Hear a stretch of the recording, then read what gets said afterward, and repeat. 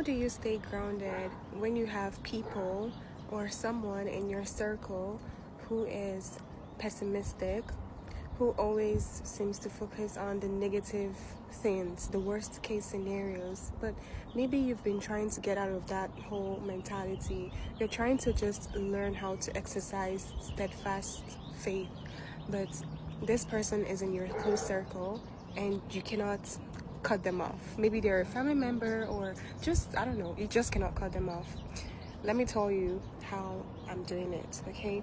So I do have someone in my circle who I love very much. I cannot cut them off as well. And they also seem to always go all the way to the extreme, like negative, worst case scenarios all the time. And you know what? I used to be a pessimist, not gonna lie. I used to be the kind of person who would say things like, I'm just being realistic. But truly, if you're a person who says that, just self-reflect, because as someone who used to say this before, I can tell you that truly you are actually being a pessimist. Like, you're focusing way too much on the negative things. You have so much faith in worst case scenarios happening to you, and too little faith in good things happening for you. But ever since I started on learning this mentality, right, and started practicing steadfast faith, like having faith regardless of whatever my physical reality looked like, I started getting super irritated by this person, like just super annoyed. And that was because I was always judging them. I was just like, in my head, I'm like, sometimes I would say it out to them, like, why are you like this? Why do you think in this way? Why do you just always go to the extreme all the time? Like, it's irritating. But then I eventually realized that my judgment of them stemmed from fear.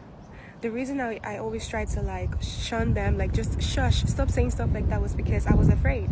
So if I was afraid, then that meant I wasn't actually practicing steadfast faith.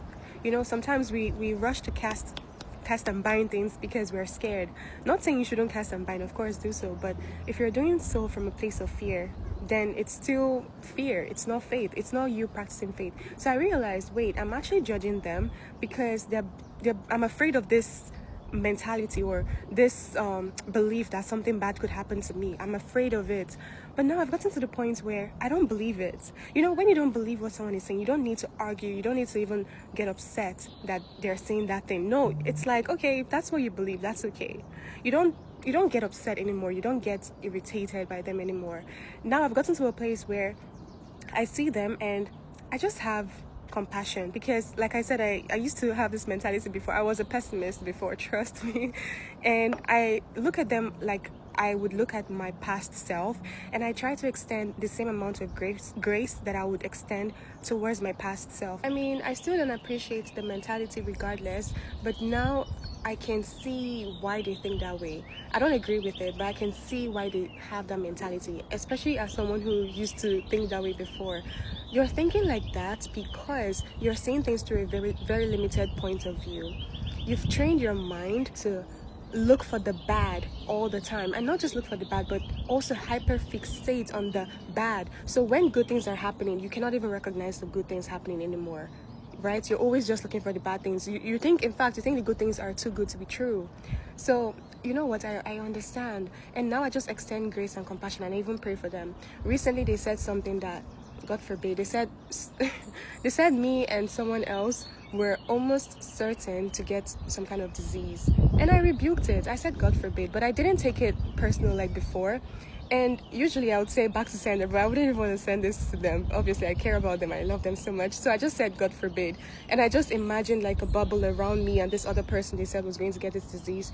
And this thought or wish was coming, and it just bounced off the bubble. It just bounced off the bubble and broke and shattered. So it didn't go back to the sender. It just shattered and it completely dissipated. That's how I imagined it. So no need to fight or argue, because it's just, there's no point. Like, I know that's not my reality, and I also know that's not the reality of this other person that they wished it for, right? Not like they wished it, you know what I mean, right? They just said, oh, based on all the facts and whatever, you and this other person are almost certain to get this disease. And I said, that's not my reality. That's not the reality of this other person. It's not true.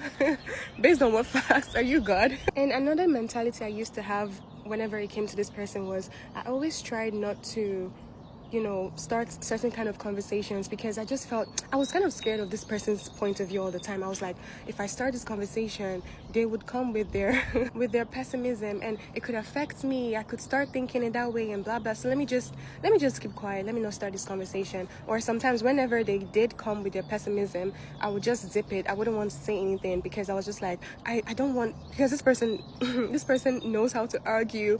So I'm like, I don't want to go back and forth with them, and then maybe they could convince me, right? But now I'm like, no, I'm not keeping quiet no more. I will share my optimism. I will share my opinion, not from a place of trying to argue. I don't even have the time or energy, no, okay? But from a place of, you know what, I believe in God and I trust God so much. I know God for myself. I know the plans He has for me and for mine. All the people who I love are always plans for good things happening, blessings upon blessings. So I don't believe that God will intend something harmful or evil. Even if something appears to be that way, I still believe it's for my own good. I've learned this so well after my mom's passing. Yes, it's difficult, but I can see all the hidden good, right? Because I've trained my mind to always look for the good in the bad, not the other way around, not to look for the bad in the good. No, look for the hidden good, because there are always hidden treasures. It's like going on the treasure hunt and finding the treasures and hyper fixating on the treasures instead of the bad things. No, I've trained my mind. So now it's like, okay, I would share my opinion. And you know why? Because I'm also trying to help that person. Sometime last year, when this person told me about a worst case scenario that they believed was going to happen, they came to me with that whole conversation, and I rebuked them, and I made sure to speak life. I spoke life into the conversation instead, and they literally, like, they've talked about this like twice with me, because it left an impression on their mind. They literally talked about how it made them feel energized. It made them want to keep going, not to give up. So that tells me that me speaking life consistently is actually helping them, and I shouldn't care about how they're going to try to argue. No, continue to speak life, not from a place of trying to argue, like I said, but just speak life so confidently, knowing who your Father in heaven is, knowing His nature. He's so kind. He is kindness itself. He's love itself, right? He does not have any evil inside of Him. So why would He plan evil for you, His child? So speak life from that place of confidence, okay? And let me tell you, it will leave an impression on their mind. At some point, even if they still have that mentality, at some point they'll start thinking, how come this girl is just so, she has so much faith in God? Like, why does she trust God so much? Is there something I'm missing? Okay, you know what? Let me go back to God and see if I can also have this amount of faith, this level of faith. It brings them back to God. So speak life so you can bring those people back to God. When I broke free from my own pessimism, it was because I consistently saw people speaking life, whether it was through podcasts or YouTube videos or even in church, or people around me consistently speaking life. And I'm like, what is making them speak life? Like, can I also have this level of faith in God? Let me get to know God for myself, because clearly He's revealing things to them. One thing I've learned since getting closer to God is that He reveals His secrets to those who love Him.